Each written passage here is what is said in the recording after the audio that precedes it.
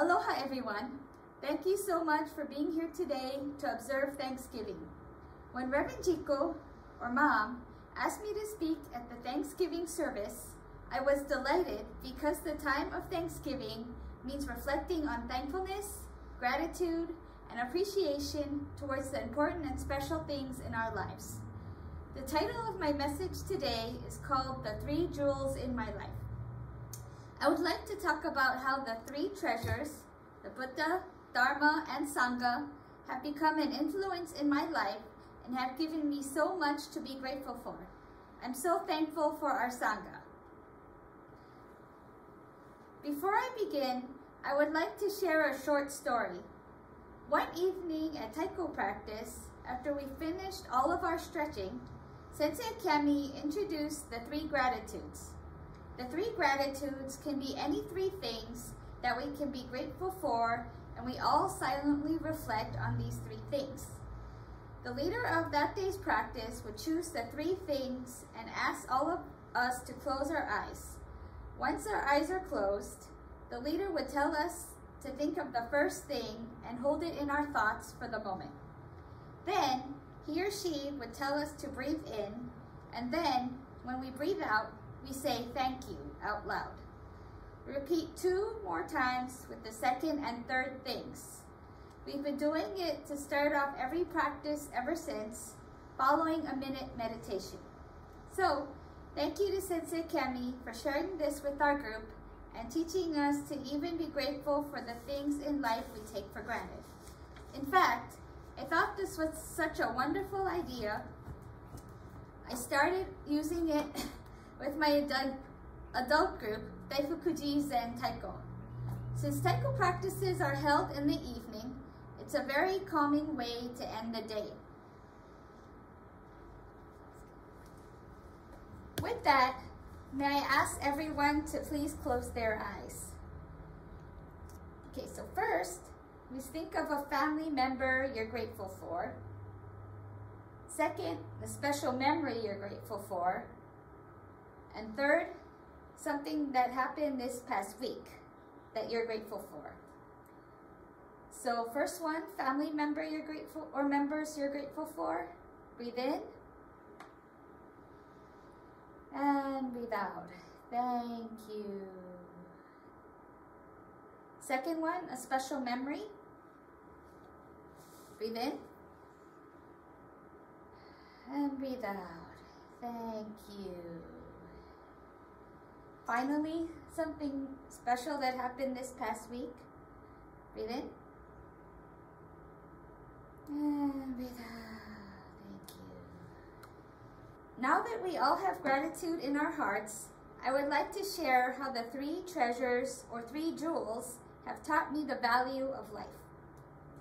Throughout my message, I will periodically be using quotes from the English translation of the Sutra Shishogi, which has 5 sections or chapters. To summarize, each chapter reflects on taking refuge and receiving the precepts, why life can be so precious, repenting bad karma, the 4 wisdoms, and gratitude. In chapter 5, Practicing Buddhism and Repaying Blessings, written by Dogen Zenji, says, if the Buddhas and ancestors had not directly transmitted the Dharma, how could it have reached us today? We should be grateful for the blessings of even a single phrase. We should be grateful for the blessings of even a single Dharma. How much more should we be grateful for the great blessings of the treasury of the eye of the true Dharma, the Supreme Great Dharma? Our expression of gratitude should not consist in any other practice. The true path of such expression lies solely in our daily practice of Buddhism. This means that we practice without neglecting our lives day to day and without being absorbed in ourselves. We should love and respect our bodies and minds which undertake this practice. Depending on our practice, the practice of the Buddhas is manifested, and the great way of the Buddhas penetrates everywhere. Therefore, the practice of a single day is the seed of the Buddhas, the practice of the Buddhas. I'm truly grateful to be a part of the Daifukuji Ohana. We've all able to practice together and share our lives with each other. So, from September 26th to October 6th, Reverend Jiko, Dad, and I took a family trip to Japan with the main purpose of being able to see and connect with the important people in my family's life. After arriving in Japan, our first stop was Hokkaido in a small town called Iwamizawa. When Mom was 19, she went to Iwamizawa on an exchange program to teach English. She stayed with her homestay family, Shiroishi Papa and Mama, and their son for 11 months before returning home to Hawaii. Fast forward 40 plus years, and she and Shiroishi no Mama still write to each other. Mama is now 90 years old, but she still sends my mom beautiful handwritten letters in Japanese calligraphy style writing. She's an amazing woman. A few years ago, we received the news that Papa had passed away, so we decided to make reservations for a trip to go visit her in the summer of 2020, but the world had other plans called COVID-19, so everything and everywhere shut down. Before the pandemic, Mama wrote saying that when we come to Hokkaido, she would take us to go eat ramen for lunch and sushi for dinner. When the pandemic hit, we knew it would be a very long time where things would even get closer to becoming more normal, and we could all gather together again. Yet, for the next 2.5 years, Mama kept writing to us and never forgot her promise. She kept saying, "When are you coming? When you come, let's go eat ramen and sushi, okay?" Finally, in the early part of this year, 2023, Mom wrote to and telephoned Mama that we were coming at the end of September. When September came and we could finally go visit and pay our respects to Papa, the first place she took us to after she met us at the train station was her favorite ramen shop for lunch. Wow, she remembered.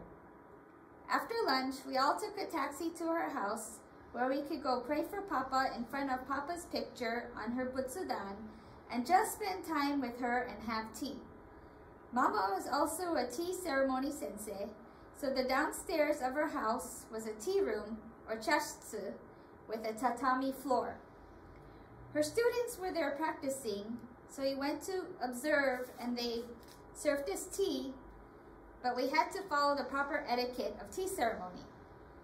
It was quite an experience for me, never having done it before. After her class was finished, we went back upstairs to rest a little before going back to the train station in the early evening back to Sapporo. We all thought she forgot about the sushi dinner since she was starting to get forgetful, but to our surprise, she was calling the sushi restaurant to see if they would open a little early for us. Mama really did keep her promise.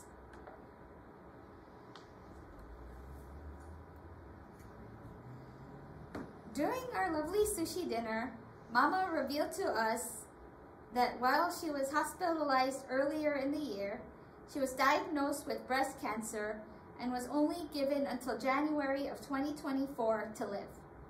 Because of her age, there wasn't really anything doctors could do for her. This would be the last time we would see Mama alive. It was so sad to think that once we left Hokkaido and Japan, we would never see her again. So we're truly grateful for every moment and the 4-decade-long relationship she had with Mom. When we hugged her goodbye at the train station, we all made sure it was special for her. Shiroishi no Mama, domo arigatou gozaimashita. After Hokkaido, we flew down to Niigata to visit our Dharma family, Reverend Ryuji Noriko-san and his mother Ayako-san, Tamiya. Their son Sky Yuta was working in Tokyo, so we were unable to see him. Reverend Tamiya is Mom's teacher and helped her in her training to become a minister. And he and Noriko-san were also my Japanese school teachers when I was in middle school and my first taiko senseis.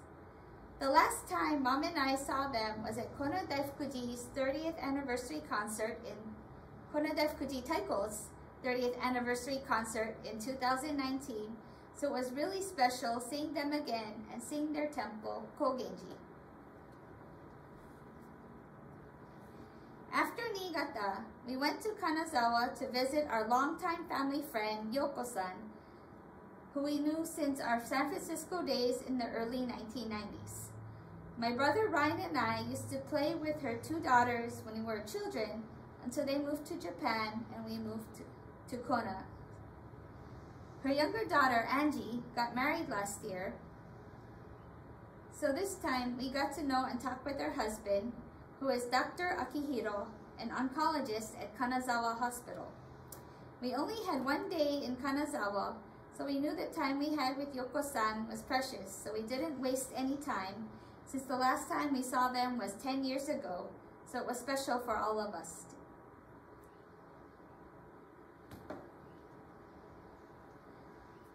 Next, it was time to visit and spend a night with Dad's parents, my Oji-chan and Oba-chan in Kuriya, Fukui Prefecture, which is a small fishing village off the Sea of Japan coast. Grandpa is 92 and suffers from Parkinson's disease, and Grandma is 90. They're both pretty fine physically, but has bad dementia and only remembers moment to moment. They still live by themselves. When we arrived, we all went to a room where they had a huge, elaborate butsudan and did a short service. My grandparents are strong Tendai Buddhists, so Grandpa sits in front of the butsudan every day to chant Tendai Sutras and the Hanya Shingyo Heart Sutra. When we walked up the hill to the town cemetery, where all the family graves were kept, so we paid our respects to the Nakade family ancestors. So, going back to the three treasures and life at Daifukuji. In Shishogi chapter 3, receiving precepts and joining the ranks, Dogen says, we take refuge in the Buddha because he is the great teacher. We take refuge in the Dharma because it is good medicine. We take refuge in the Sangha because it is an excellent friend. Growing up at Daifukuji, I'm thankful to still be practicing the precepts and sharing and studying the Dharma with all of you, and I have all these fabulous aunties and uncles that I see all the time. In Shushogi chapter 4, Making the Vow to Benefit Beings, talks about the 4 wisdoms. As a Sangha, we all share with each other and give whatever we have to offer, whether it would be physical items, food, or services, like making things to give back to the community. So, in giving, we should give even a line or verse of the Dharma, sowing good seeds for this life and other lives. We should give even a penny or a small blade of grass of resources, establishing good roots for this world and other worlds. Without coveting reward or thanks from others, we simply share our strength with them.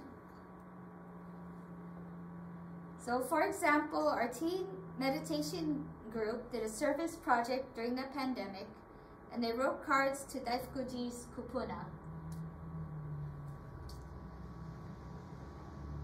Also, our Fujinkai made lap blankets as a service project to give to the residents and patients at the Life Care Center of Kona, which is also where I work. Also, in other ways, our Zoom Dharma study groups share in different ways, sharing stories with their fellow classmates in relation to the text material that is being covered for the week.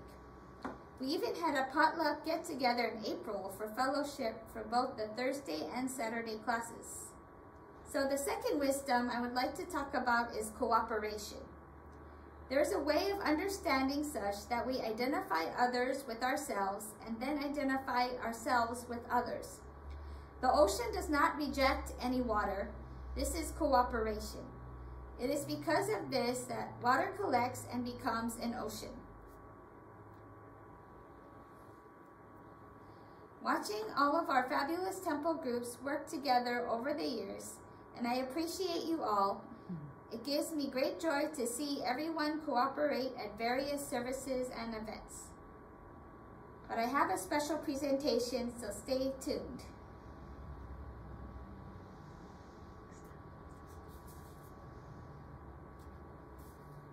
Today, I would like to give a special tribute to our Samu crew who come every Friday to keep the temple and grounds clean and tidy.